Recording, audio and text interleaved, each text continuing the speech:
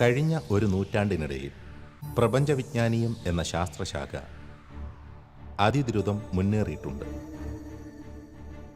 ആപേക്ഷിക സിദ്ധാന്തം മുതൽ ആരംഭിച്ച വിപ്ലവകരമായ മുന്നേറ്റങ്ങൾ ഇന്ന് പ്രപഞ്ചരഹസ്യങ്ങളുമായി ബന്ധപ്പെട്ട എണ്ണമറ്റ തിരിച്ചറിവുകളിലേക്ക് ആധുനിക മനുഷ്യനെ നയിച്ചിരിക്കുന്നു. ഓരോ ഘട്ടത്തിലും ശാസ്ത്രജ്ഞർ ലോകത്തോട് വെളിപ്പെടുത്തുന്ന വസ്തുതകൾ കാലങ്ങളായി നാം സൂക്ഷിച്ചിരുന്ന അനവധി സങ്കല്പങ്ങളെ ഉടച്ചു വാർക്കുവാൻ പര്യാപ്തമാണ്. ഇന്ന് ശാസ്ത്രം വാനോളം വളർന്നു എന്ന് നാം കരുതുന്ന ഈ ആധുനിക കാലഘട്ടത്തിലും നമ്മുടെ തിരിച്ചറിവുകൾ പരിമിതങ്ങളാണ് എന്നതാണ് വാസ്തവം. എന്നാൽ ശാസ്ത്രവും ശാസ്ത്രജ്ഞരും തങ്ങളുടെ യാത്ര തുടരുകയാണ്.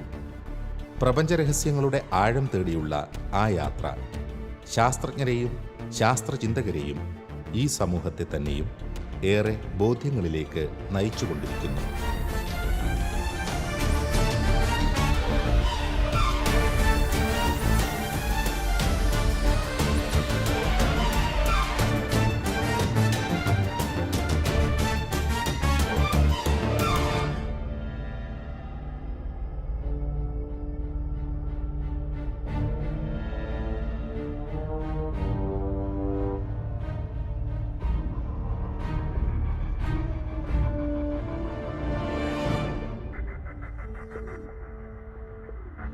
പ്രപഞ്ചവിജ്ഞാന സംബന്ധമായ മനുഷ്യന്റെ അന്വേഷണങ്ങളിൽ വിപ്ലവകരവും മഹത്തരവുമായ ഏറ്റവും ഒടുവിലെ നേട്ടം പ്രഖ്യാപിക്കപ്പെട്ടത് 2016 ഫെബ്രുവരി 16 വാഷിംഗ്ടണിൽ വെച്ച് നടന്ന അമേരിക്കയിലെ നാഷണൽ സയൻസ് ഫൗണ്ടേഷന്റെ പത്രസമ്മേളനത്തിൽ വെച്ചാണ്.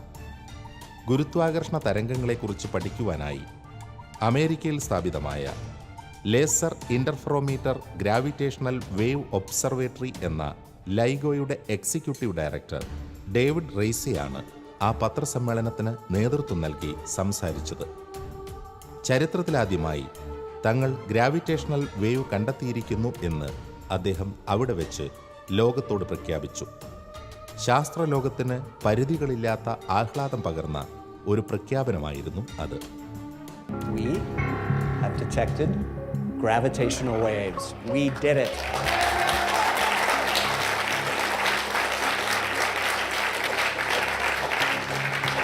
So on September 14th, 2015, the two LIGO observatories in Hanford, Washington and Livingston, Louisiana recorded a signal nearly at the same time, nearly simultaneously, and the signal had a very specific characteristic of as time went forward, the frequency went up. And what was amazing about this signal is that it's exactly what you would expect, what Einstein's theory of general relativity would predict for two big massive objects like black holes in spiraling and merging together. The black holes are getting closer and closer to one another. The orbit is speeding up, and eventually they're going to merge. The event horizons are going to join, boom. They produce one big black hole, which relaxes. You see a little bit of vibration there. So each of these black holes are about 150 kilometers in diameter, a little bit bigger than that. Take something that's 150 kilometers in diameter, pack 30 times the mass of the sun in that. Accelerate it to about half the speed of light. Now take another thing, 30 times the mass of the sun, accelerate at half the speed of light and collide them together. That's what we saw here. ഭൗതിക ശാസ്ത്രലോകത്തെ വിപ്ലവകരമായി സ്വാധീനിച്ച ഒന്നാണ് Albert ഐൻസ്റ്റൈൻ്റെ പൊതു ആപേക്ഷികതാ സിദ്ധാന്തം. 1916 ലോകത്തിനു മുന്നിൽ അവതരിപ്പിക്കപ്പെട്ട ആ സിദ്ധാന്തം ന്യൂട്ടന്റെ ഗുരുത്വാകർഷണ നിയമത്തിന് വിശദീകരിക്കാൻ കഴിയാത്ത പ്രപഞ്ച യാഥാർത്ഥ്യങ്ങളെ പലതിനെയും വിശദീകരിച്ചു. എല്ലാത്തിനുമുപരി പിൽക്കാല ശാസ്ത്രലോകത്തിന്റെ പ്രപഞ്ച സത്യങ്ങൾ തേടിയുള്ള യാത്രകൾക്ക് മികച്ചൊരടിത്തറയുമായിരുന്നു ഐൻസ്റ്റൈൻ പണിതീർത്തത്. ഗ്രാവിറ്റേഷണൽ വേവ് അഥവാ ഗുരുത്വാകർഷണ തരംഗങ്ങൾ ഉണ്ട് എന്ന് പ്രവചിച്ച ഐൻസ്റ്റൈൻ പോലും അത് കണ്ടെത്താൻ കഴിയുന്ന ഉപകരണങ്ങൾ ശാസ്ത്രത്തിന് നിർമ്മിക്കാൻ കഴിയുമെന്ന് കരുതിയിരുന്നില്ല. എന്നാൽ ആധുനിക ശാസ്ത്രത്തിൻ്റെ ജൈത്രയാത്രയിൽ ഐൻസ്റ്റൈൻ്റെ ആപേക്ഷികതാ സിദ്ധാന്തം പ്രഖ്യാപിച്ചതിൻ്റെ 100ാം വാർഷികത്തിൽ ഗുരുത്വാകർഷണ തരംഗങ്ങൾ കണ്ടെത്തിയതായുള്ള പ്രഖ്യാപനമുണ്ടായത് ശാസ്ത്രചരിത്രത്തിൽ നാഴികക്കല്ല് കൂടിയായ ഉജ്ജ്വല വിജയമാണ്. ഈ നേട്ടത്തിന് 2017 ഭൗതികശാസ്ത്രത്തിനുള്ള നോബൽ സമ്മാനവും നേടിയെടുക്കാനായി. വെറും കടലാസും പേനയും ഉപയോഗിച്ചിട്ട് സ്വന്തം ബുദ്ധി മാത്രം ഉപയോഗിച്ചിട്ട് ഐൻസ്റ്റൈൻ ആവിഷ്കരിച്ച ഗ്രാവിറ്റേഷൻ ഫീൽഡ് തിയറിയിൽ നിന്ന് ഉരുത്തിരിഞ്ഞു വന്ന ഒരു അവസ്ഥാവിശേഷമാണ് ഗ്രാവിറ്റേഷണൽ വേവ്സ് എന്ന് പറയുന്നത്. അദ്ദേഹം 1915 പ്രവചിച്ചു. കൃത്യം 100 വർഷം കഴിഞ്ഞപ്പോൾ അത് കണ്ടെത്തുകയും ചെയ്തു. ചുരുക്കി പറഞ്ഞാൽ ജനറൽ തിയറി ഓഫ് റിലേറ്റിവിറ്റി എന്ന് പറയുന്നത് ഗ്രാവിറ്റേഷണൽ ഫീൽഡിൻ്റെ ഒരു സിദ്ധാന്തമാണ്. അതിൻ്റെ പ്രൊപ്പഗേഷൻ ഓഫ് ഫോഴ്സാണ് ഗ്രാവിറ്റോൺസ് വഴിയാണ് സംഭവിക്കുന്നത്. അത് പ്രകാശത്തിൻ്റെ അതേ വേഗതയിൽ തന്നെയാണ് സംഭവിക്കുന്നത്. അതിന് മാസ് ഇല്ലാത്തതുകൊണ്ട്, ദ്രവ്യം ഇല്ലാത്തതുകൊണ്ട് തന്നെ അതിൻ്റെ റേഞ്ച് ഇൻഫിനിറ്റിയാണ് താനും. ഇപ്പോൾ കണ്ടുപിടിക്കപ്പെട്ടിരിക്കുന്ന ഗുരുത്വ തരംഗങ്ങളെല്ലാം തന്നെ നക്ഷത്രങ്ങൾ അവയുടെ അവസാന ദിശയിൽ ബ്ലാക്ക് ഹോൾസും ഒക്കെ ആയിരിക്കുന്ന അവസരത്തിൽ കൂട്ടിയിടിക്കുമ്പോൾ, അല്ലെങ്കിൽ ന്യൂട്രോൺ സ്റ്റാർ ആയിരിക്കുന്ന അവസ്ഥയിൽ കൂട്ടിയിടിക്കുമ്പോഴൊക്കെയാണ് ഗുരുത്വ തരംഗങ്ങൾ ഇപ്പോൾ കണ്ടുപിടിക്കപ്പെട്ടിരിക്കുന്നത്. എങ്കിലും ബിഗ് ബാങ്ങുമായി ബന്ധപ്പെട്ടിട്ടുള്ള ഗുരുത്വ തരംഗങ്ങൾ ഉണ്ട് എന്നും അവയെ ഒരുപക്ഷെ ഭാവിയിൽ കൂടുതൽ ശാസ്ത്ര മുന്നേറ്റങ്ങൾ ഉണ്ടാകുമ്പോൾ കണ്ടുപിടിക്കാനാവുമെന്ന് ശാസ്ത്രജ്ഞന്മാർ ചിന്തിക്കുന്നുണ്ട്. അത് കണ്ടുപിടിക്കാനായാൽ തീർച്ചയായിട്ടും നമ്മൾ നേരത്തെ ഇവിടെ പ്രതിപാദിച്ച മഹാവിസ്ഫോടന സിദ്ധാന്തം ബിഗ് ബാങ് തിയറിയുമായി ബന്ധപ്പെട്ട് ഒത്തിരിയേറെ ഉൾക്കാഴ്ചകൾ നൽകാനായിട്ട് അത് പര്യാപ്തമാണ് എന്നുള്ളതാണ് പ്രസ്താവ്യമായ ഒരു കാര്യം. ഗുരുത്വാകർഷണ തരംഗങ്ങളുടെ കണ്ടെത്തൽ ശാസ്ത്രലോകത്ത് വരുത്തിയേക്കാവുന്ന മാറ്റങ്ങൾ അചിന്തനീയമാണ്. അത് മുന്നോട്ട് വയ്ക്കുന്ന ശാസ്ത്രീയവും ദാർശനികവുമായ ആശയങ്ങളെ നാം ഇവിടെ പഠന വിഷയമാക്കുന്നു.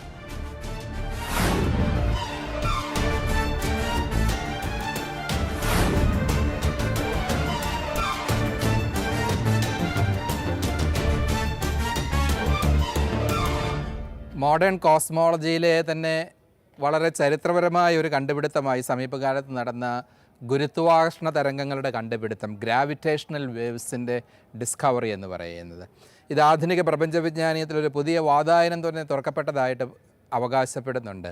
വരാൻ പോകുന്ന നമ്മുടെ പ്രപഞ്ചത്തെ പറ്റിയുള്ള അറിവുകളെല്ലാം ഇനി ഗ്രാവിറ്റേഷണൽ കോസ്മോളജിയുടെ വെളിച്ചത്തിലായിരിക്കാൻ സാധ്യതയുണ്ടല്ലോ.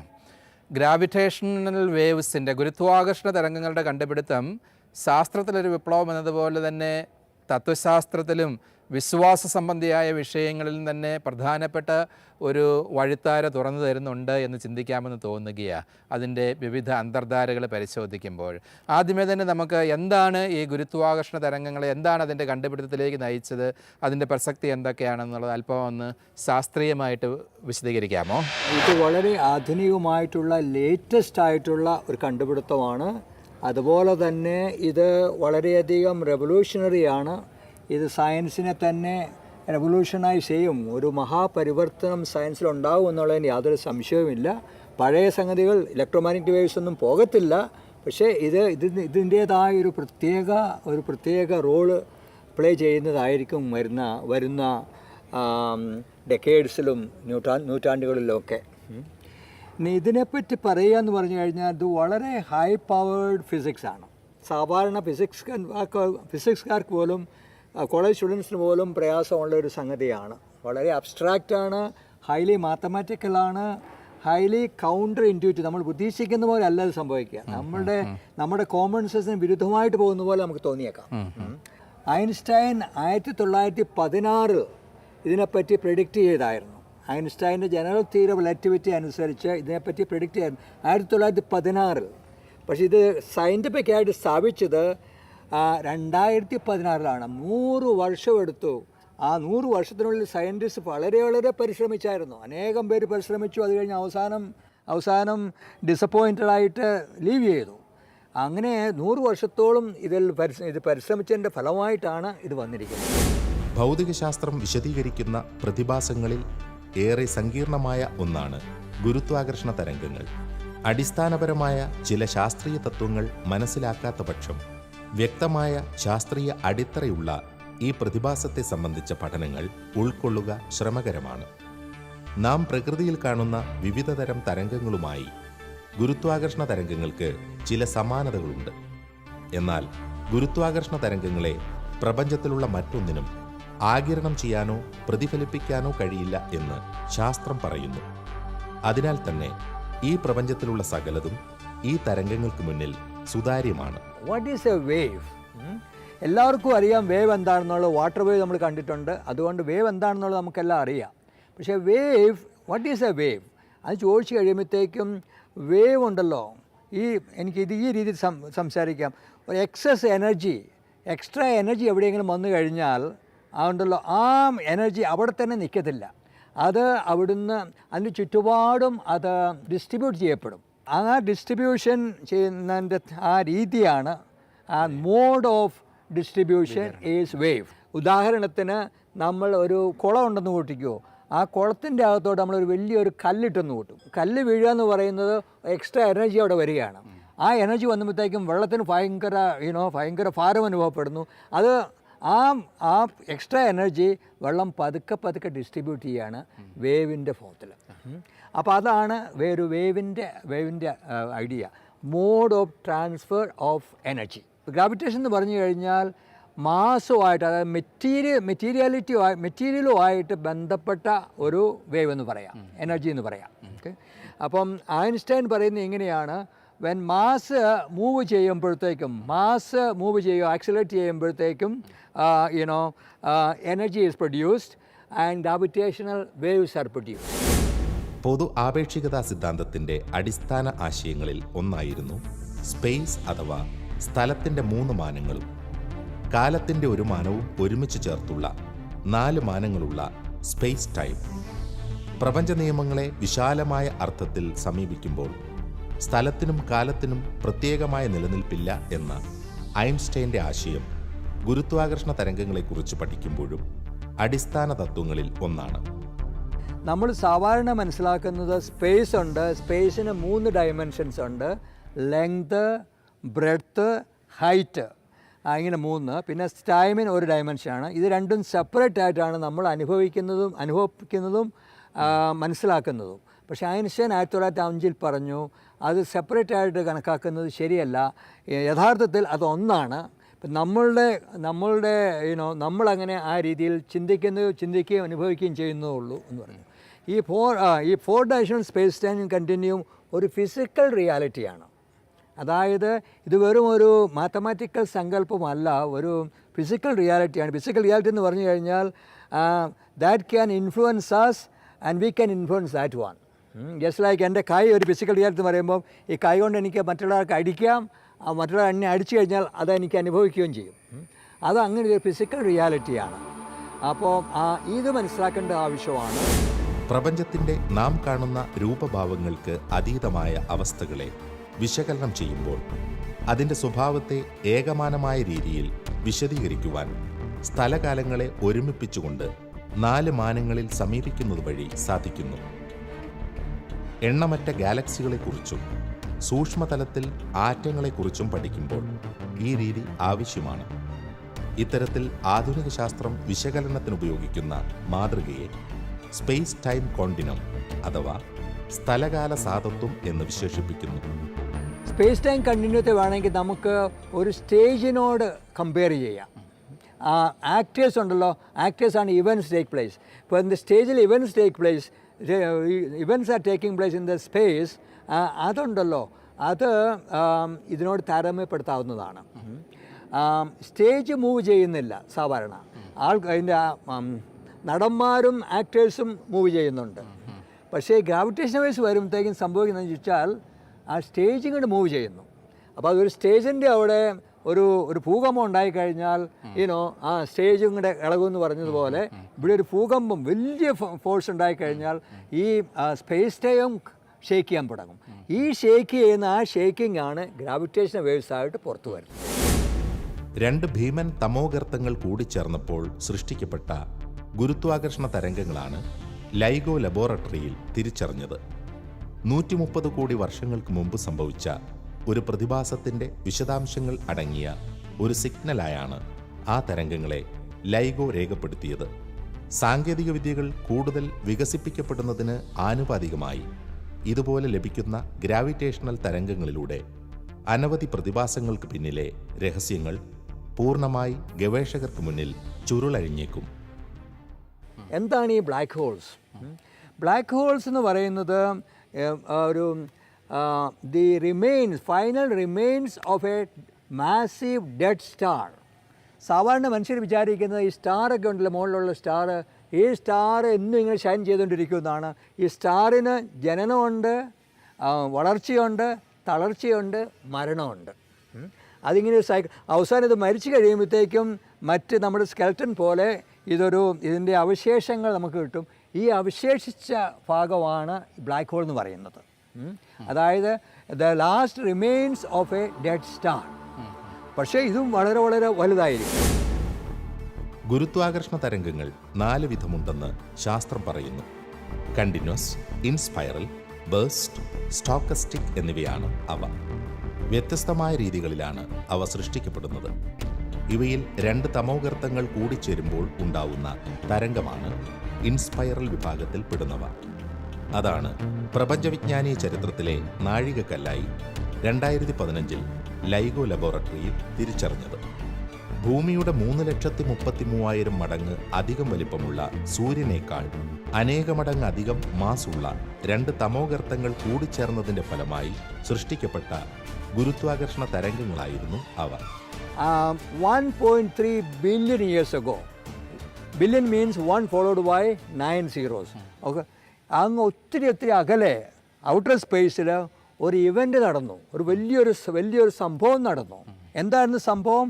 2 black holes. ഒരു ബ്ലാക്ക് ഹോൾ ദിവസം മറ്റൊരു ബ്ലാക്ക് ഹോൾ. ഈ ബ്ലാക്ക് ഹോളിൻ്റെ സൈസ് എന്താണ്, വെയിറ്റ് എന്തേരമാണ്? ഒരു black hole 29 times the mass of the earth. The other one 36 times the mass of the earth അല്ല, mass of the sun. Okay, ഒരു sun എന്ന് പറയുന്നതിൻ്റെ അകത്ത് 333,000 എർത്തിനെ അക്കോമഡേറ്റ് ചെയ്യാം. സോ സൺ വളരെ വളരെ വലുതാണ്. അതുപോലെ 29ഉം 36ഉം ഇവർ രണ്ടുപേരും അടുത്ത് വന്നു കഴിഞ്ഞപ്പോഴത്തേക്ക് ഇവർ ചുറ്റാൻ തുടങ്ങി. ഇങ്ങനെ ചുറ്റി അവരുടെ ഡിസ്റ്റൻസ് കുറഞ്ഞ് കഴിഞ്ഞാൽ അവസാനം അവർ തമ്മിൽ അടിച്ചു, കൊളീഷൻ ഉണ്ടായി. ആ കൊളീഷൻ നടന്നപ്പോഴത്തേക്കും 3 sun masses of matter mass was converted into energy. ഭയങ്കര ഒരു എക്സ്പ്ലോഷൻ നടന്നു, ഭയങ്കര ഒരു സുനാമി അവിടെ നടന്നു ഔട്ടർ സ്പേസിൽ. ആ സുനാമി വന്നപ്പോഴത്തേക്കുണ്ടല്ലോ, ഇത് അവിടെ പരിസരങ്ങൾ മാത്രമല്ല, അവിടുത്തെ സ്പേസ് ടൈം കൂടെ ഷേക്ക് ചെയ്തു. ആ ഷേക്ക് ചെയ്ത് പതുക്കെ ട്രാവൽ ചെയ്ത് 1.3 ബില്യൺ ഇയേഴ്സ് കഴിഞ്ഞപ്പോഴത്തേക്കും നമ്മുടെ അവിടെ അമേരിക്കയിൽ ലൂസിയാനായാലും പിന്നെ അമേരിക്കയിൽ വേറൊരു സ്ഥലത്തും അവിടെ ലൈഗോ എന്ന് പറഞ്ഞൊരു വളരെ വളരെ വളരെ വളരെ വിദഗ്ധമായ ഒരു ഉപകരണമാണ്. അതിനാണ് നോബൽ പ്രൈസ് കിട്ടിയത് കഴിഞ്ഞ പ്രാവശ്യം. അത് ഡിസൈൻ ചെയ്തവർക്ക് നോബൽ പ്രൈസ് കിട്ടി. ലോകത്തിലെ ഏറ്റവും മോസ്റ്റ് ആക്യുറേറ്റ് ആയിട്ടുള്ള ഒരു ഉപകരണമാണ്. ആ ഉപകരണം ആ വേവിനെ പിടിച്ചെടുത്തു. അത് സംഭവിച്ചത് സെപ്റ്റംബർ 2015 ആണ്.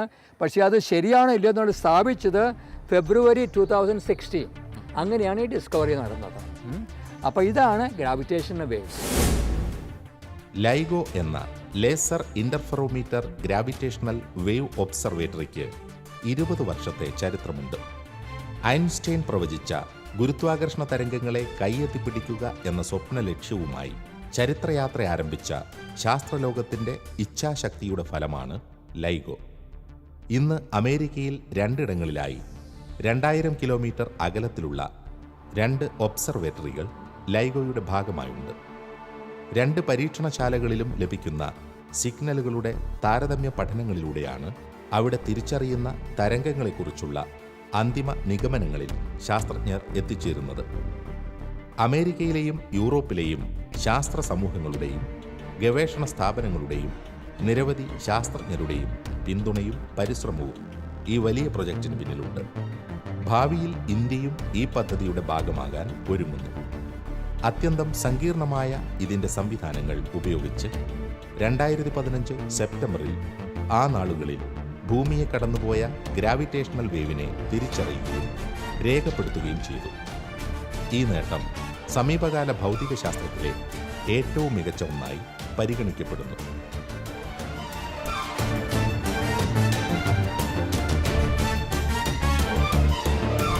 ഇപ്പോൾ നൽകിയ വിശദീകരണത്തിൽ തന്നെ നമ്മൾ മനസ്സിലാക്കുന്നത് അടിസ്ഥാനപരമായിട്ട് ഏതൊരു തരംഗവും ഒരു മാധ്യമത്തിലൂടെ സഞ്ചരിക്കുമ്പോൾ ഗ്രാവിറ്റേഷണൽ വേവ്സ് അങ്ങനെയല്ല. ഇതൊരു മാധ്യമത്തിലൂടെ സഞ്ചരിക്കുന്ന വേവ് അല്ല, അച്ഛൻ പറഞ്ഞതുപോലെ ആ സ്റ്റേജ് തന്നെ ചലിക്കുകയാണ്. മാധ്യമം തന്നെ അഥവാ ചലിക്കുകയാണ്. മാധ്യമം തന്നെ മാധ്യമം തന്നെ ഇവിടെ ചലിക്കുകയാണ് ചെയ്യുന്നത്. ടിൽറ്റ് ചെയ്യുക. എൻ്റെ ദേഹത്ത് വെള്ളം ഒഴുകുകയാണ്, ദേഹത്ത് കൂടി വെള്ളം ഒഴുകുകയല്ല. ഗ്രാവിറ്റേഷണൽ വേവ്സ് ആണെങ്കിൽ എൻ്റെ ബോഡി തന്നെ ഏതാണ്ട് ഒഴുകുന്ന ഒരവസ്ഥയിലേക്ക് വരുന്ന സാഹചര്യമാണ്. നമ്മുടെ തറ തന്നെ അങ്ങ് ടിൽറ്റഡ് ആകുന്ന ഒരവസ്ഥാവിശേഷം എന്ന് പറയും. ഞാനിതിൽ നിന്ന് പിക്കപ്പ് ചെയ്യുന്ന ഒരു കാര്യം എന്ന് പറയുന്നത്, എന്താണ് പദാർത്ഥം എന്നുള്ളതാണ് ഇവിടുത്തെ അടിസ്ഥാനപരമായ ഒരു ചോദ്യം എന്ന് പറയുന്നത്. ദാർശനികമായിട്ട് നമ്മൾ സൃഷ്ടിക്കുമ്പോൾ അതാണ് നമ്മുടെയൊക്കെ ശരീരങ്ങൾ തന്നെ എന്താണ് നമ്മുടെ ചുറ്റും കാണുന്ന ഈ പദാർത്ഥം എന്ന് പറയുന്നത് തന്നെ മൗലികമായൊരു ചോദ്യം ഗ്രാവിറ്റേഷണൽ വേവ്സിൽ നമുക്ക് ഉന്നയിക്കാൻ സാധിക്കുന്ന കാര്യമാണ്. അങ്ങനെ നോക്കുമ്പോൾ ദാർശനികമായിട്ടും വിശ്വാസപരമായിട്ടുമൊക്കെ നമുക്ക് പുതിയ ഒത്തിരി കാഴ്ചപ്പാടുകൾ പ്രദാനം ചെയ്യുവാൻ വേണ്ട വിഭവങ്ങൾ ഈ കണ്ടുപിടുത്തത്തിലുണ്ട് എന്ന് മനസ്സിലാക്കേണ്ടിയിരിക്കുന്നു. അത്തരണത്തിൽ എന്തൊക്കെയാണ് ജോബച്ചൻ ഹൈലൈറ്റ് ചെയ്യുവാൻ ആഗ്രഹിക്കുന്നത്? എന്തൊക്കെയായിരിക്കാം ഇതിൻ്റെ ദാർശനികവും മതാത്മകവുമായ അന്തർധാരകൾ ഇത്തരമൊരു കണ്ടുപിടുത്തത്തിൻ്റേത്? ആദ്യമായിട്ട് സയൻറ്റിഫിക്കായിട്ട് എന്താണ് ഇതിൻ്റെ കോൺസിക്വൻസ് എന്ന് ഞാൻ പറയാം.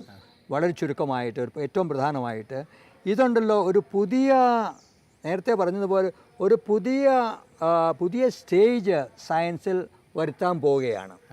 അതായത് ഇതുവരെയും നമുക്ക് ലോകത്തെപ്പറ്റി അറിവ് കിട്ടിക്കൊണ്ടിരുന്നത് ഇലക്ട്രോ മാഗ്നറ്റിക് വേവ്സ് മുഖേനയാണ്. ഈ electro magnetic waves, I mean electricity and magnetism കൂടെ ജോയിൻ ചെയ്ത് കഴിഞ്ഞിട്ട് വേവ് ഉണ്ടാക്കും. ആ വേവ് ആയിരുന്നു. പക്ഷേ അതിന് ലിമിറ്റേഷൻസ് ഉണ്ട്. ഇപ്പോഴും നമ്മുടെ ഈ പ്രപഞ്ചത്തെപ്പറ്റി നമ്മുടെ അറിവ് 3,800,000 ഇയേഴ്സ് വരെയോ ഉള്ളൂ. അതിനുള്ളിലോട്ട് നമുക്ക് കിടക്കാൻ പറ്റുന്നില്ല. കാരണം എന്താണ്? അതിനുള്ളിലോട്ട് പോയി കഴിയുമ്പോഴത്തേക്കും ചാർജ് പാർട്ടിക്കിൾസ് ആണ്. അവിടെ ഇലക്ട്രോ മാഗ്നറ്റിസം ഉണ്ട്. അതുകൊണ്ട് ഇലക്ട്രോ മാഗ്നറ്റിക് വേവ്സിന് അതിൻ്റെ അകത്തോട്ട് പോകാൻ പറ്റില്ല. ഇലക്ട്രിക്കൽ ന്യൂട്രൽ അല്ല അവിടെ. പക്ഷേ ഈ ഗ്രാവിറ്റേഷണൽ വേവ്സിന് ഇത് അഫക്റ്റ് ചെയ്യത്തില്ല. അതുകൊണ്ട് gravitation waves can go to 0 point in history, 0 point in പ്രപഞ്ചത്തിൻ്റെ ഹിസ്റ്ററി. അതായത് നമുക്ക് ബിഗ് ബാങ്ങിൻ്റെ മോമെൻറ്റ് വരെ എത്താൻ സാധിക്കും. അന്ന് എന്തെല്ലാം സീക്രട്സ് ആണ്, എന്തെല്ലാം ന്യൂ ഫൈൻഡിങ്സ് ആണ് നമ്മൾ കണ്ടെത്താൻ പോകുന്നുള്ളത് ദൈവത്തിന് മാത്രമേ അറിയത്തുള്ളൂ. ഗുരുത്വാകർഷണ തരംഗങ്ങളുടെ കണ്ടെത്തൽ നമുക്ക് മുന്നിൽ വച്ചു നീട്ടുന്ന സാധ്യതകൾ അനന്തമാണ്. ഗവേഷണപരവും ശാസ്ത്രീയവുമായ സാധ്യതകൾക്കപ്പുറം താത്വികമായ ഏറെ ആശയങ്ങളും ഇത്തരം കണ്ടെത്തലുകൾ നമുക്ക് സമ്മാനിക്കുന്നുണ്ട്. ശാസ്ത്രത്തിൻ്റെ മുന്നേറ്റം അതിസങ്കീർണമായ പാതകളിലൂടെ നീങ്ങുമ്പോൾ മനുഷ്യബുദ്ധിക്ക് ദുർഗ്രഹമായ പ്രപഞ്ച യാഥാർത്ഥ്യങ്ങളുടെ ഒരു നീണ്ട നിര തന്നെയാണ് നമ്മെ കാത്തിരിക്കുന്നത്. കഴിഞ്ഞ കാലങ്ങളിൽ നാം തിരിച്ചറിഞ്ഞവയും ഇന്ന് നാം കണ്ടുകൊണ്ടിരിക്കുന്നവയുമായ പ്രപഞ്ച സത്യങ്ങൾക്കപ്പുറം ഇനി നാം സഞ്ചരിക്കേണ്ട പാത ദൈർഘ്യമേറിയതാണ് എന്ന യാഥാർത്ഥ്യം സർവശക്തനായ ദൈവത്തിൻ്റെ മഹത്വത്തെ തന്നെയാണ് വിളംബരം ചെയ്യുന്നത്. സാധാരണ നമ്മൾ പറയാറുണ്ട്, there are 2 books. God has given 2 books. ചിലർ പറയും 2 book theory എന്ന് പറയും. Book of Scripture and Book of Nature. Book of Scripture tells us about our വിശ്വാസ സത്യങ്ങളെ പറ്റി പറയുന്നു. Book of Nature is another book called Book of Nature. Nature is the universe. Okay, ആ book of നേച്ചറും ദൈവത്തിൻ്റെ കാര്യങ്ങൾ സൃഷ്ടാവിൻ്റെ കാര്യങ്ങൾ നമ്മെ വെളിപ്പെടുത്തുന്നുണ്ട്. പല സത്യങ്ങൾ നമ്മളെ വെളിപ്പെടുത്തുന്നുണ്ട്. ഈ 2 ബ്ലാക്ക് ഹോൾ 29ഉം 36ഉം സൺമാസമുള്ള ബ്ലാക്ക് ഹോൾ അടിച്ചപ്പോഴത്തേക്കും വലിയ ഇതുണ്ടായെന്നുള്ളത്. പക്ഷേ ഇപ്പോൾ സയൻറ്റിസ്റ്റ് കണ്ടുപിടിച്ചിരിക്കുന്നു 10 ബില്യൺ സൺമാസസ് ഉള്ള ബ്ലാക്ക് ഹോൾ ഉണ്ടെന്ന്. അപ്പോൾ അത് 10 ബില്യൺ ഉള്ളത് 2 എണ്ണം അടിക്കുവാണെങ്കിൽ എന്തായിരിക്കും സംഭവിക്കുന്നത് നമുക്കറിയാം. എന്തേരം പവറായിരിക്കും വരിക. സയൻറ്റിസ്റ്റിൻ്റെ കാൽക്കുലേഷൻ അനുസരിച്ച് ഈ 1.3 ബില്യൺ ഇയേഴ്സ് ഒക്കെ കൊളൈഡ് ചെയ്തപ്പോഴത്തേക്കും ഉണ്ടായ energy is 50 times more than all the energy we know now. All the sun energy, all this energy put together 50 times more ആണ്. അപ്പോൾ ഇതെങ്ങനെ 2 എണ്ണം അടിക്കുവാണെങ്കിൽ എന്തായിരിക്കും അതിൻ്റെത്? അപ്പോൾ നമ്മൾ ഒരു ഓൾമൈറ്റിയുടെ മൈറ്റ് നമുക്ക് കാണാൻ സാധിക്കുമെന്ന് പറയാം. ശാസ്ത്രത്തിൻ്റെ കാഴ്ചപ്പാടുകളും തിരിച്ചറിവുകളും കൂടുതൽ വിശാലമാകുന്നതിനനുസരിച്ച് മാനവരാശിയുടെ ലോകദർശനത്തിനും വീക്ഷണങ്ങൾക്കും മാറ്റം വരികയാണ്. ഈ മഹാപ്രപഞ്ചത്തിൻ്റെ രഹസ്യങ്ങൾ വെളിപ്പെടുന്നതിനനുസരിച്ച് നമ്മുടെ ഭൗതിക സങ്കല്പങ്ങളുടെ നിസ്സാരതയും വ്യക്തമാകുന്നു. കണ്ണുകൾ കൊണ്ട് കാണുന്ന ചിലതിനെ മാത്രം അടിസ്ഥാനമാക്കി അദൃശ്യമായവയെ തള്ളിപ്പറഞ്ഞിരുന്ന ചിന്താധാരകൾ അപ്രസക്തമാകുവാൻ ഇനി അധികം കാലമില്ല. ആത്മീയ സത്യങ്ങളും ശാസ്ത്രീയ ബോധ്യങ്ങളും തമ്മിലുള്ള അകലം ഇവിടെ കുറഞ്ഞുകൊണ്ടിരിക്കുന്നു. ഈ മാറ്റർ സ്പിരിറ്റ് ഡിസ്റ്റിങ്ഷൻ, അരൂപി പദാർത്ഥ ഡിസ്റ്റിങ്ഷൻ പതുക്കെ ബ്ലർ ചെയ്തുകൊണ്ടിരിക്കുകയാണ്, മാഞ്ഞുകൊണ്ടിരിക്കുകയാണ്. നേരത്തെ നമ്മൾ ഓർത്തു സ്പേസ് ടൈം കണ്ടിന്യൂം റിയാലിറ്റി അല്ല, റിയാലിറ്റി ആണെങ്കിൽ അത് നമുക്ക് തൊടാൻ സാധിക്കണം, നമുക്ക് അതിനെ ടേസ്റ്റ് ചെയ്യാൻ സാധിക്കണം എന്നൊക്കെ ആയിരുന്നു. ഇപ്പോൾ സ്പേസ് ടൈം കണ്ടിന്യൂ എന്ന് പറഞ്ഞാൽ കംപ്ലീറ്റ്ലി അബ്സ്ട്രാക്റ്റ് ആയിട്ടുള്ളതാണ്, അതും ഫിസിക്കലാണെന്നുള്ളത് നമുക്ക് മനസ്സിലായി. ഇപ്പോൾ ഫിസിക്കൽ സ്പിരിച്വൽ ഡിസ്റ്റിങ്ഷൻ പതുക്കെ കുറഞ്ഞുകൊണ്ടിരിക്കുകയാണ്. ഒരു നമുക്ക് വേണമെങ്കിൽ പറയാം, ഒരു ഗ്രഡേഷനാണ്. സ്പിരിറ്റും മാറ്ററും ഒരുമിച്ചാണ് പോകുന്നത്. അതിങ്ങനെ താഴ്ന്ന നിലയിൽ അവർ തമ്മിലുള്ള ഡിഫറൻസ് വളരെ വ്യക്തമാണ്. വളർന്നുകൊണ്ടിരിക്കുമ്പോൾ, ഡെവലപ്പ് ചെയ്തുകൊണ്ടിരിക്കുമ്പോൾ, അങ്ങനെ വരുമ്പോൾ ഈ ഡിസ്റ്റിങ്ഷൻ കുറഞ്ഞുകൊണ്ട് വരികയാണ്. അപ്പോൾ instead of sharp distinction between matter and spirit, ഇപ്പോൾ നമ്മൾ കാണുന്ന ഒരു ഗ്രാജുവൽ ചേഞ്ചാണ്. ഇത് വളരെ പ്രധാനപ്പെട്ട കാര്യമാണ്. സോളിനെ പറ്റിയും ആത്മാവിനെ പറ്റിയും മറ്റൊക്കെ സ്പിരിച്വാലിറ്റി പറ്റിയൊക്കെ പറയുമ്പോൾ ഈ കാര്യങ്ങൾ വളരെ പ്രാധാന്യം അർഹിക്കുന്നതായിരിക്കും.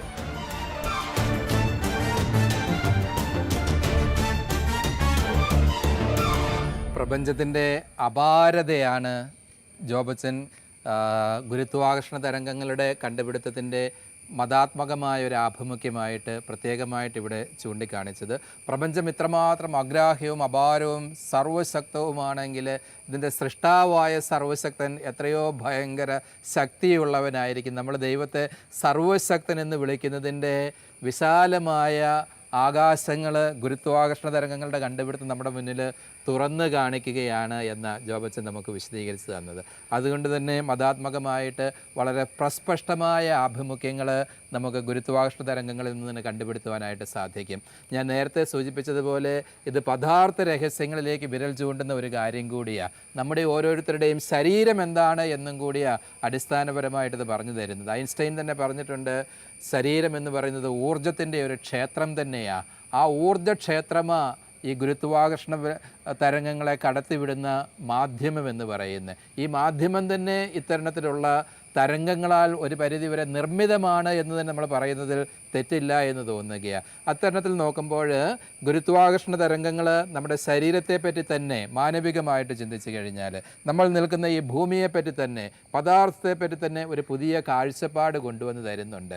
അപ്പോൾ ഇതേപ്പറ്റിയുള്ള ഉൾക്കാഴ്ചകൾ ആത്യന്തികമായിട്ട് ദൈവശാസ്ത്ര ദൃഷ്ടിയ നമ്മൾ ആഖ്യാനം ചെയ്യാൻ ശ്രമിക്കുകയാണെങ്കിൽ എന്താണ് ശരീരങ്ങൾക്ക് അവസാനമായിട്ട് സംഭവിക്കാൻ പോകുന്നത്, ശരീരങ്ങളുടെ ഉത്ഥാനം എന്ന് പറയുന്ന രഹസ്യത്തിന് പോലും കൂടുതൽ യുക്തിപരമായ സാധ്യതകൾ പ്രദാനം ചെയ്യാൻ വേണ്ട വിഭവങ്ങൾ ഈ ഗുരുത്വാകർഷണ തരംഗങ്ങളുടെ കണ്ടുപിടുത്തത്തിൽ ഉണ്ട് എന്ന് അല്പം ആഖ്യാന സ്വാതന്ത്ര്യം ഉപയോഗിച്ചുകൊണ്ട് നമ്മൾ പറയുന്നതിൽ തെറ്റില്ല എന്ന് തോന്നുകയാണ്. അതൊക്കെ കൂടുതൽ ഭൗതികശാസ്ത്രത്തിൻ്റെ മേഖലയിൽ വരുന്ന കാര്യങ്ങളാണ്. നമ്മുടെ പിന്നീട് വരുന്ന എപ്പിസോഡുകൾ ഭൗതികശാസ്ത്രത്തിൽ കൂടുതൽ കേന്ദ്രീകരിക്കുന്നതായിരിക്കും. അവിടെ നമ്മൾ ഇക്കാര്യങ്ങൾ കൂടുതലായിട്ട് ചർച്ച ചെയ്യും. ഇവിടെ നമ്മൾ ഉയർത്തി കാണിക്കുവാൻ ആഗ്രഹിക്കുന്നത് ദൈവത്തിൻ്റെ പ്രപഞ്ചത്തിൻ്റെയും ഒക്കെ അപാരത, അഗ്രാഹ്യത, അനന്തശക്തി, പദാർത്ഥ രഹസ്യങ്ങളിൽ ഇതിലൂടെ വെളിപ്പെടുന്ന പദാർത്ഥ രഹസ്യങ്ങൾ തുടങ്ങിയ കാര്യങ്ങളാണ്.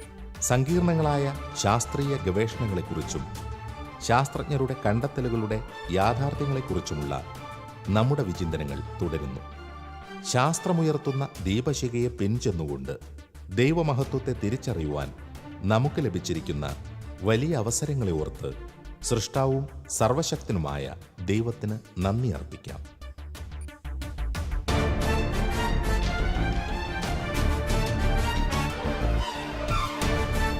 39 പ്രകാശവർഷങ്ങൾ അകലെ ഒരു പുതിയ താരാവൃന്ദത്തെ കണ്ടെത്തിയിട്ടുണ്ട്.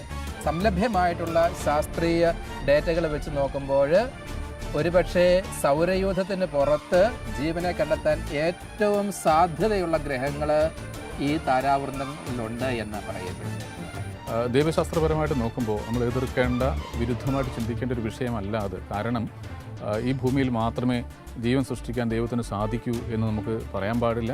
ദൈവത്തിൻ്റെ പ്രവർത്തനത്തിന് പരിധി നിർണ്ണയിക്കാനും സാധിക്കില്ല. നമ്മൾ വിശാലമായ ഒരു പാടത്തേക്ക് ചെല്ലുക, ആയിരക്കണക്കിന് നെന്മണികൾ അവിടെ വാരി വിതറിയിട്ടുണ്ട് വിത്തുകളായിട്ട്. അതിൽ നിന്നും ഒരു നെന്മണി മാത്രം വിടർന്ന ആ പാടത്ത് മുളച്ച ആ പാടത്ത് നെൽച്ചെടിയായിട്ട് വളരുന്നു എന്ന് വിചാരിക്കുക. അത് അയുക്തിപരമാണ് അല്ലേ? അങ്ങനെയല്ല, എല്ലാ വിത്തുകളും വളരാൻ സാധ്യതയുണ്ട്.